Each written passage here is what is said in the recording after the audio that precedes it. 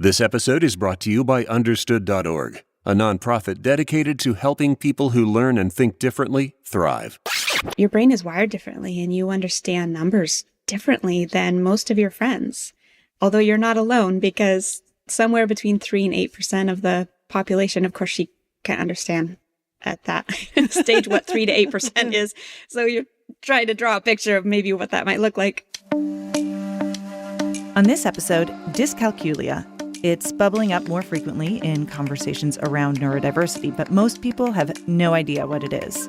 We're about to change that, and to help, we've invited Laura Jackson. Laura is the author of Discovering Dyscalculia and will cover a lot of ground. What are the common symptoms? How is it diagnosed? How does it change as people get older? What can you do if you're an adult and you're thinking, wow, is this me? Straight ahead on episode 152, Discovering Dyscalculia. I'm Emily Kircher-Morris, and this is the Neurodiversity Podcast.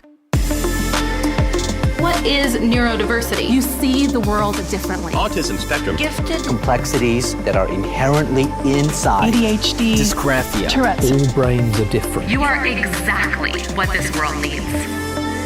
This is the Neurodiversity Podcast.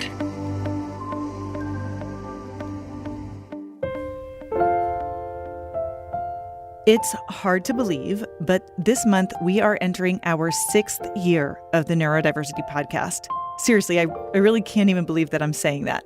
And since it's the time of year where we all get a little introspective, we're thinking about the future and thinking of ways we can get better at what we do.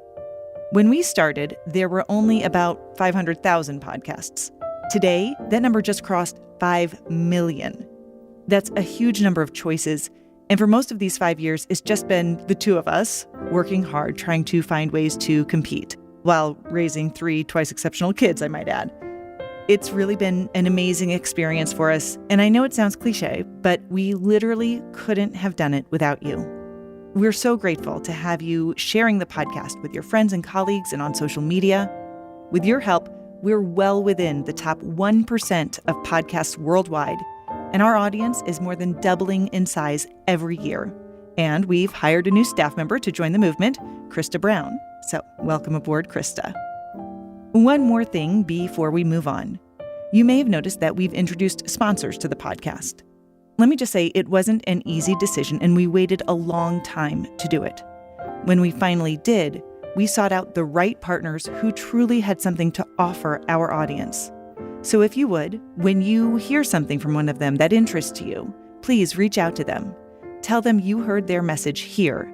It helps them know that their message is being heard, and it helps us keep growing. Thanks in advance for doing that. Okay, we'll bring on Laura Jackson in just a minute.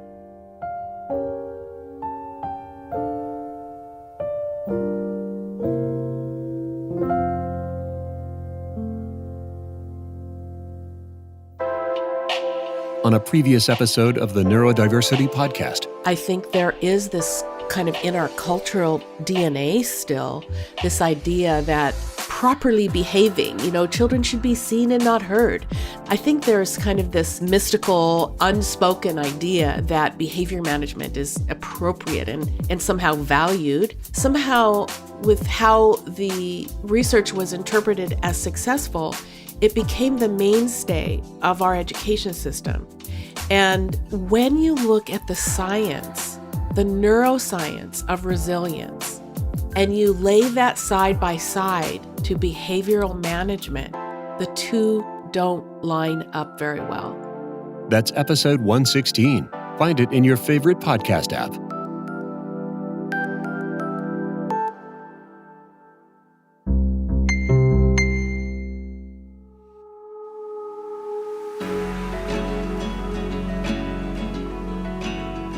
So I'm really excited to introduce today's guest to you. Laura Jackson is an expert on a topic we have actually not yet covered on the podcast.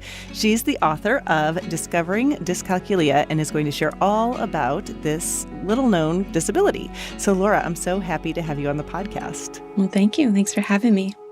Okay, first things first. Is it dyscalculia or dyscalculia? I know. It is the worst. It is the worst word. And you just feel terrible because these people already have this struggle, and it is the question I get everywhere. Everywhere. And I remember when I first found out about it about 6 years ago, I went to a school meeting and I was trying to figure out, like, does my kid have this? And I think there was 5 of us in the room, and I think we were all saying it differently. I just say there's no shame in like saying it wrong because it is just the worst. But it's 5 syllables. And then the emphasis is on the Q at the middle. So kind of if you think about how we say dyslex, and we kind of emphasis is dyslexia, we say dyscalculia. So dyscalculia. Dyscalculia. Honestly, for me, having the word part of it with the Q, like that actually was really useful for me. And so I think that'll help. All right, now let's get into the real, the real stuff here. So I think a lot of our people have probably heard about dyscalculia, but they may not have a strong understanding of what it is. So how would you describe dyscalculia? A lot of times it'll come back on an evaluation that a student has a specific learning disability with an impairment in mathematics, and they may define what mathematics that is. So even though it's a learning disability, it impacts one's entire life. I think learning disability, people think, oh, that just impacts you in school. So it's a brain difference. It's a difference that they can notice in infants. So it's a brain wiring difference that you're born with. Your daughter has dyscalculia. Yes. Which I'm sure has influenced your work in this area. And I found it interesting. As you were mentioning it, you said that you really just learned about this about 6 years ago. Yes. That really just goes to show how little information there is out there and how little understanding there is. So tell me a little bit about your experience learning about it and kind of coming to where you are now. Yeah. My daughter was in 3rd grade. She's very bright. She loves school. She was doing really well, but she wasn't doing well in math. And I was starting to become curious about it by 3rd grade, even though it had been going on for a while. She had been receiving extra supports, pull-out help. You know, teachers are encouraging us to do flashcards over the summer. We enrolled her in some extra fun math programs, and nothing was working. And the teachers were telling me she's working 10 times as hard as the other students in the class and not getting the material. So that was what I was hearing from school. And then at home, my daughter was in tears over flashcards. She was saying, "Mommy, am I stupid?" Because when they would do the multiplication drills every Friday, she couldn't get past the 1 times tables sometimes. So I was starting to get kind of curious about what's going on. And at this point, I just didn't know anything about learning disabilities, learning differences. It was all new to me. And I had lunch with a friend who mentioned her math learning disability. And I remember after she left, I thought, what in the world is that? And so I Googled it and I found the understood.org website. And it wasn't as robust as it is now, but what was this, like 2017? But I read through the descriptions of dyscalculia and I just was like, whoa, this fits my daughter to a T, like everything we're struggling with. So that set us on course of then going to the school and saying, I think my kid has this, and them saying, oh no, your kid's doing great in school, which she was in other classes. They pushed it off, and it was a fight to get her tested. But when we did, we had her tested at school and been private evaluated. At school, she qualified for help because she was at least 2 years behind, and all the interventions so far had not helped. And then in the private evaluation, we found out she was 2E and dyscalculic. So that kind of was a big turning point, I'm sure. It was huge because she could see that she wasn't grasping the material the same way as others. And then, you know, those questions of like, am I stupid? Because where else do you go when you're a kid and you see that you can't understand what everyone else is doing? And we immediately began using the language and talking with her about, your brain is wired differently and you understand numbers differently than most of your friends. Although you're not alone, because somewhere between 3 and 8% of the population, of course, she can't understand at that stage what 3 to 8% is. So you're trying to draw a picture of maybe what that might look like. It was huge, and it was huge for us too. It was nice to know what was going on. But then it was a real struggle to get information. I remember just Googling. I couldn't find hardly anything. There was just hardly any books. There's surprisingly, a lot more now, although it's still just not very much. And I learned that they estimate that the research and resources on dyscalculia is about 30 years behind that of dyslexia, which we both know is not all that great right now, but there's some movement, there's some curriculums and there's people coming out and sharing that they're dyslexic, and dyscalculia is just the lesser known cousin, as they call it.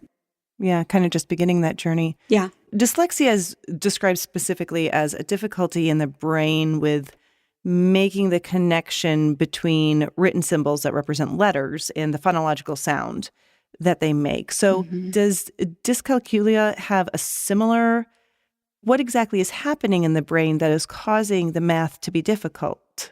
Yeah, so if you think of dyslexia as a brain difference or disability in struggle in language, we say math learning disability, but it's really a struggle with a sense of number and quantity. Brian Butterworth is my favorite researcher, and he's out of University College London, and he wrote a really great book in the last couple of years, Dyscalculia from Science to Education.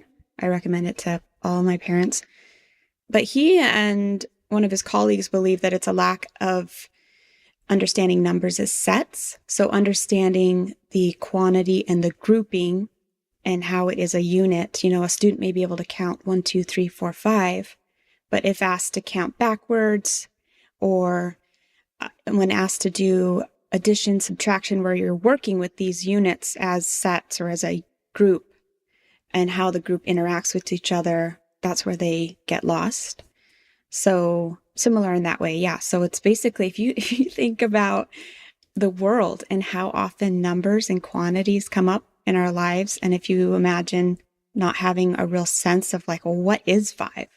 It would impact everything. And it's a hard thing to explain because it's one of those things where for most people, you don't have to explain what 5 is, like specifically, tangibly take several lessons on it, exploring all the different aspects of 5. But if you're dyscalculic, those things don't just come to you. You don't just know that 5 is made of 4 and 1, or that if you add 1 more to a group of 5, you have 6. Like you just don't, that doesn't come like it does for others. It's not intuitive. It's not intuitive. Yeah.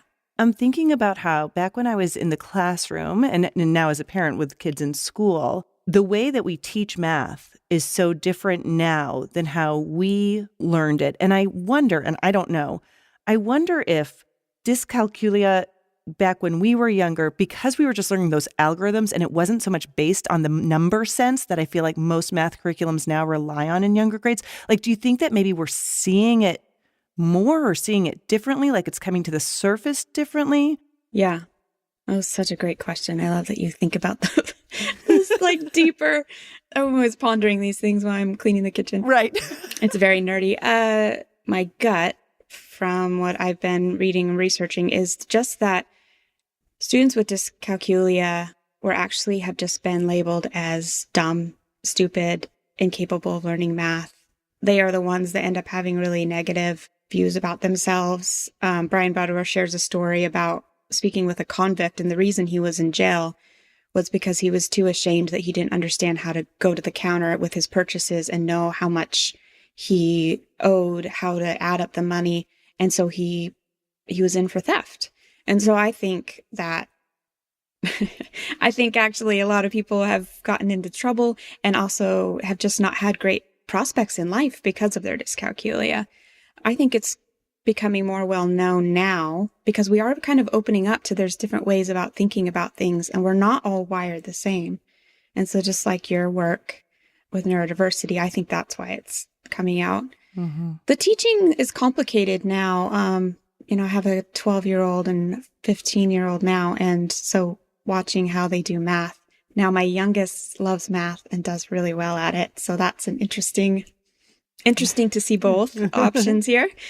I think some things that are complicated is there's so much focus on memorization, and memorization is very difficult for dyscalculics. I think the amount that they are able to memorize is so small that you have to pare it down to just some few key essential things. And so that's difficult when so much is focused on just memorize these flashcards, just memorize these tables. I know one thing that's different from when we were learning math and now they want you to come up with all these different ways that it could be solved. Mm-hmm. And I think that's brilliant if you are not dyscalculic, there's different ways of solving things. I think some of the problem is that they don't always leave room for how would a dyscalculic solve this problem. Mm-hmm. That's not one of the many ways. For example, my daughter, she works best with a whiteboard when she's doing her math and not listing all the work previous because it's too overwhelming. And so, finding a math teacher that's okay that you don't show your work is tricky, mm-hmm. even though that works best for her. Keeping a clear slate, actually very pictorial, drawing pictures. So it can help, but it also can be really overwhelming for a dyscalculic that not only can you just learn this one way, you actually have to learn it all 5 different ways. It takes so much time to learn one way for them. Right. 5 is mind-boggling. I don't remember who I was having this conversation with recently, but we were talking about this, and we were talking about how it's beneficial to have a variety of ways to solve a problem. But what's interesting is that when we assess them, we ask them to solve it in all 5 of those ways. Like, it's not like you can go through and choose which one works best for you. Yes. We're going to go through and assess and say, okay, well, now solve it this way and this way and this way and this way. Yes. And you're right. For a kid who struggles with math, having to sort through that, it's like, well, if I can get one and get the answer, yes, isn't that a success? That would be amazing, if we said, here's the problem and you solve it, how you would think through it. But you're right, it's complicated. More in a minute. If you're looking for more resources on ADHD, dyslexia, and other learning and thinking differences, visit understood.org. Understood is a nonprofit dedicated to helping people who learn and think differently navigate challenges, gain confidence, and find a supportive community so they can thrive. Their resources are expert-driven and include a helpful range of products and tools, including articles and podcasts. You can find practical advice on topics like how to help kids with ADHD manage screen time, or how to build executive function skills. Understood is trusted by educators, healthcare providers, and mental health professionals. Explore understood.org today to learn more. I know for dyslexic brains, there's a measurable difference in how their brains function compared to neurotypical brains. So like Broca's area in the brain is responsible for some language processes. So people who are dyslexic actually rely on that area more heavily. It's almost like overdeveloped when we do MRI scans. Mm-hmm. Are there similar brain differences that we're aware of that impact dyscalculia? That's a great question. In Brian's Butterworth's book, he does talk about how, yes, there's research that it's firing differently in the number processing. I'm going to forget which lobe it is that processes numbers, but it's firing differently. But he also explains that there's not as much research on it. So some people will say it's firing this way and others say it's firing that way. There isn't an agreed upon difference. They just know that it's different. Which makes sense, I think, to people who understand neurodiversity. And I think the allegory here, of course, is dyslexia, right? That's the comparison that people often have a better understanding of. So many of the families that I work with, it's very rare that I find a family whose student just has dyscalculia. My daughter just has dyscalculia, and that has been a huge asset because I can basically just study the one thing. When you got 5 different things that are kind of different going on, it's more complicated, but that combination of dyslexia and dyscalculia is very common. And so I think it can be even hard to distinguish between the two because sometimes there's similarities with directional confusion. So dyscalculics also have directional confusion, left, right, north, south, up, down. Like for a dyslexic, you may think that they're just struggling in math because they're having trouble reading the problems. They might also be struggling with how to solve the problem. Even if they have, can have it read to them or taken the material another way, they also may have dyscalculia and be unable to figure out, how am I going to work with these numbers to get an answer? Are there other areas, like you mentioned the directional confusion, are there other areas that impact this other than just the number sense and those types of things, or are those kind of the primary areas? So kind of a quick list would be We already talked about low memory, ability to memorize. Right. So estimating amounts. So like, those estimation jars, or guessing how much something is. So it's back to like that quantity and numbers. Like they have no idea. Anything involving money. If you imagine having to do calculations with money, time. So really key, these kids have a really hard time. I say kids, adults, have a hard time reading an analog clock and understanding what it means. My daughter still will take several minutes to look at the clock. Not only that, but calculating the amount of time you have. So my daughter's in high school now. And she said recently she'll say to her friend, hey, what time is it? And what she really wants to know is, how long do we have until passing period? But she doesn't ask that. She says, what time is it? So they tell her, they give her a time, a number. And then she says, oh, what time do we leave? And they give her another number. And then she said she realizes she's standing there embarrassed. She didn't get the information she needed. If you told her you have 20 minutes, she has a feeling for 20 minutes. And that's from some tools we've been using at home that help her have a visual for a length of time. But anyway, so calculating lengths of time is very confusing for a dyscalculic of all ages. Skip counting, being able to skip count by any number, because that's usually memorization. But also sequencing numbers. So if you start somewhere, being able to count up or backwards from any middle point. Measurement. So in daily life, cooking. Oh, it's really hard in the kitchen with fractions and timing on things. A lot of dyscalculic adults struggle with driving. Not only the directions, but if you think about all the numbers that are happening, watching your speed, reading the number signs, how many miles until. Yeah. Your GPS says turn right in 1/4 mile. It's like, well, that's the worst. How long is a 1/4 mile? A lot of them have been telling me recently that the new changes on Google Maps, where it has a picture of what it's going to look like when you get there, is super helpful. Because as you said, 1/4 mile, not helpful. So we have a friend who would love to work with wood, but is afraid he'll just mess up on the measurements of building something and where to cut it and how to put it together. The main thing that kind of really sets dyscalculics apart is there's a word called, and this is another word that's complicated to say. I always thought it was subitize, and some people say subitize. I've read subitize in the dictionary, so I'm going to go with that.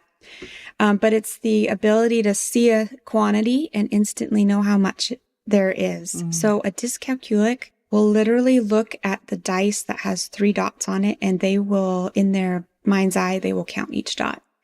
And so if you've ever played a dice game or a domino game with a dyscalculic, you notice that it takes a while. And I didn't notice this till way later, but this isn't like kind of an innate ability most people have to see a quantity really up till 6. We can visually see a quantity and just know, but you may not know that your child is actually counting each one. I had a mom in my class, and she didn't realize that when her son set the table, when he looked over to see if there was enough glasses, he actually counted 1, 2, 3, 4 to see if there was enough glasses. He couldn't just look at the table and see 4 glasses. One of the screeners available tests that ability to subitize, because it's such a kind of a telltale sign of dyscalculia if you can't instantly recognize. And dyscalculics can learn. My daughter has learned something called dot patterns. And so she can now recognize small quantities, not all the time, but with much more accuracy than she did before. But it is complicated if those items are not grouped in the dot pattern that she recognizes. She kind of has to do it in her head. Yeah, that's fascinating to think about all those different areas. And you don't think about it until you really analyze how much that number sense really impacts so many areas of our lives. You mentioned that your daughter's learned some dot patterns. With dyslexia, we have Orton-Gillingham-based methods, right? And so there's all these different programs and protocols that you can use. What is there for dyscalculia? I love those questions and all the Dyscalculia Facebook groups I'm in. They're like, okay, what curriculum do I buy? Yeah. Fix the problem, please. I would like the thing that will fix the problem. Yeah. The worst is always having to just say, you know what? There is not a tried and true curriculum out there yet. We are not there. Yeah. What we have found to be the most helpful has come out of the UK. My daughter had an IEP in public school, and we did that for 4th grade, 5th grade, and started in on 6th grade. And she didn't learn anything in math. And the teacher was lovely, but she didn't have any resources. She didn't know what to do. So by the time we got to 6th grade and we had started in at a new school, which was supposed to be really amazing, public school, and it wasn't. And my daughter's anxiety came back. The stuff I saw coming home was not matching what I was reading and learning about could help dyscalculic. So at that point, I pulled my daughter from math class. And in our state, you can partially homeschool. So we can homeschool for math class. And then she went to school for the rest of the day. And I'm not a teacher, but I was determined to learn. And so we got some curriculum and some help out of the UK. There's a kind of a group of people. So I mentioned Brian Butterworth and Dorian Yeo. Some of the other names are Jane Emerson, Patricia Babty, and they've written some books on teaching this sense of numbers in a very hands-on way that pays attention to those gaps that they have. Mm-hmm. We started with Ronit Bird. She also works with them. Used some things by Steve Chin. So all these, they're all coming out of the UK. And these were also the books I was reading. So they were the books that I was like, this makes so much sense. And we just started in. We started learning math. Like basically, I told my daughter, we're just going to relearn everything you should have learned in a way that makes sense to you. And so, each day was kind of like, let's learn this together. We did that for 3 years. She's in high school this year, in public high school, and we're navigating algebra. But it was amazing because shortly after starting to do that, she started really liking doing math. And I've never seen this girl like math her entire life. Mm-hmm. But it was clicking. It was making sense. I will always remember, and maybe I tell this story too much, but we were building numbers with dot patterns and Cuisenaire rods. They're wooden rods, and each length signifies a certain number measured by a 1 is a 1 by 1 centimeter. A 2 is, so anyway, a physical representation of numbers. And we were building them. And I remember she got up to the teen numbers and she was like, Mom, how are we going to build these ones? Like, didn't know what she was going to do. And then she looked at me and she's like, there is a 10 in each of these teen numbers. Like, she's 12 in 6th grade and she's just now making that connection. Yeah. So, that was pretty great. So we just continued with those books and that curriculum. Oh, the pandemic hit us. So, right. But that was fine because I was like, well, we can still access all this material at home. And then she was back in school, that kind of same setup where we did the partial thing because nobody at the school knew how to teach her. And here we are at like a really, Seattle area schools, like pretty good schools. And nobody had heard about it. No one knew how to teach for it. And it wasn't working. Mm-hmm. Dorian Yeo and Brian Butterworth wrote this Dyscalculia guidance book that's also available in the UK. And they kind of break down like what is needed for your dyscalculic learner, like what considerations need to be had, and then how do they learn best. And one of the things with the hands-on learning is you're just engaging more parts of the brain, more sensory processing. So dyscalculic learning does involve hands-on learning. That's not the only thing, but it's one thing that also helps them to experience and take in with another sense to make those connections. Mm-hmm. Also helps them to develop that visual. So my daughter, when she does mental math, she does it differently than you or I may. We were out in the yard, we're measuring for how much mulch we need on the flower beds. And so I said, what is 12 plus 15? And at first she's like, and then I say dot patterns and she's like, oh yeah. So then in her mind, she imagines a 12, which she imagines as an orange Cuisenaire rod and a dot pattern of 2, and 15, which she imagines as a dot pattern of 5, like on a dice, and an orange Cuisenaire rod. And so in her mind, she can put those 2 orange Cuisenaire rods together and she can put that 5 and that 2 together. That's different though, right? Mm-hmm. That's a different way of thinking about, she's not stacking the numbers in her head. Another similarity is being really careful of the crazy language we use in math. And this trips up a lot of dyslexics too, right? Like we talk about carrying the 1 or borrowing. Regrouping. These terms that they really need to be flushed out if we're going to use them. And probably there's better language that would make more sense. So being really explicit and really explaining these ideas and what they are is helpful for anybody, but an absolute must if you're dyscalculic. Teachers really are, I think, the boots on the ground. Yeah. What are the things that you most wish that teachers understood about dyscalculia and like some basic supports? Yeah. Because honestly, they might not even just help the kids who are dyscalculic. It will help all the kids that are struggling. Right. Those methods don't just help the dyscalculic kid, but they help any of the kid who's having some gap in what that number sense is. Yeah, teachers are hard because they are so, in my opinion, underpaid and overworked and maxed out in these huge classrooms. So I struggle with how to even just support my own child's teachers. One thing that would really help is early detection. So if we could start screening children in kindergarten and first grade for dyscalculia, that would be huge. And then if we could find ways to, there's several places that are teaching these methods in like online courses. And so if there was a way that schools could equip their teachers to be able to use some of these methods, it would not only help the dyscalculics, at least 5% of their class, it would also help the other students if it could become another tool in their toolbox. And if they were supported by the schools in having that training, that would be great. Mm-hmm. And then my big passion is just awareness. So that the teachers who are not even the math teachers, when they view these symptoms happening in students, that they can be like, something's going on. Right. The social studies teacher who's teaching history and has, and kids have to put things in chronological order or things like that. History is a nightmare. My daughter brought home her middle school social studies test last year, and half of it was numbers and remembering years, dates.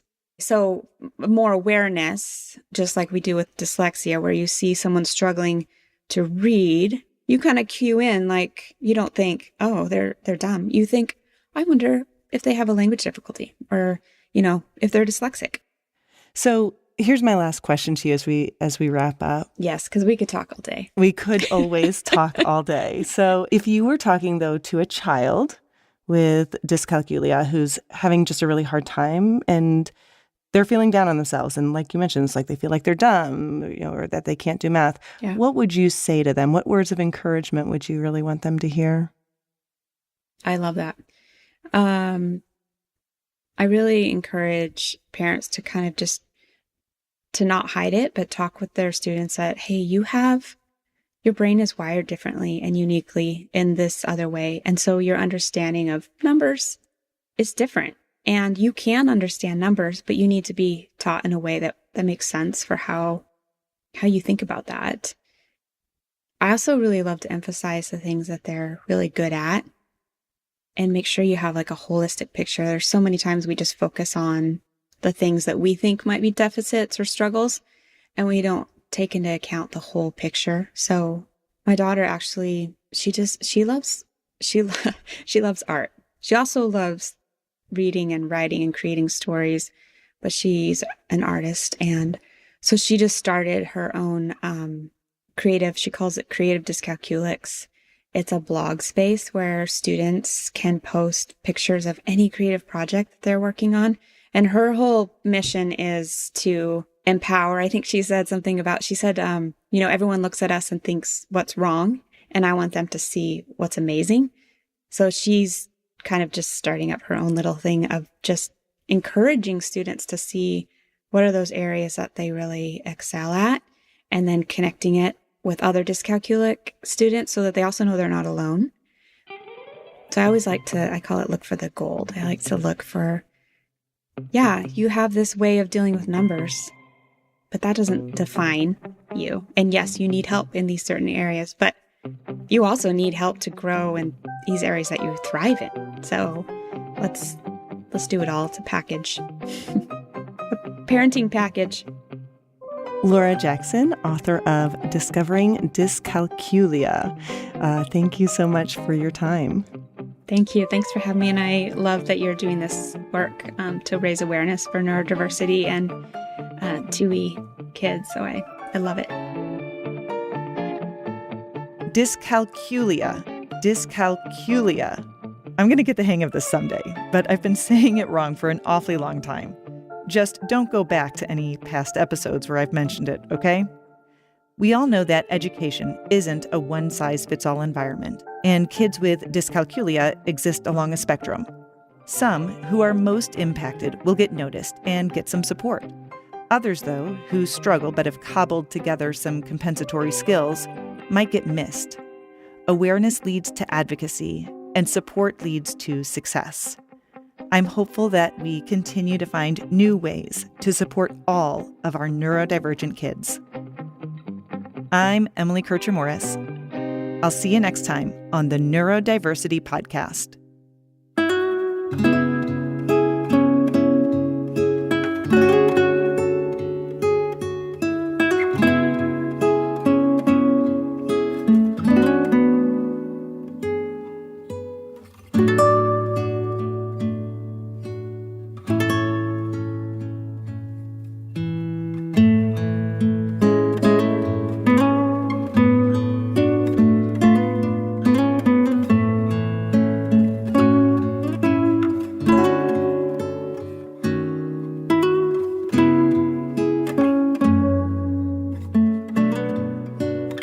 This episode has been brought to you by Understood. Visit u.org for expert resources on ADHD, dyslexia, and other learning and thinking differences. Thanks again to Laura Jackson. Remember to find links to her work, including her book, Discovering Dyscalculia, on the episode page of neurodiversitypodcast.com. With the new year comes resolutions, and one of mine is to make these show credits short and to the point. So, host, Emily Kircher-Morris. Office Manager, Krista Brown. Executive Producer, Bottle Washer, me. Fire good. Thanks. Bye.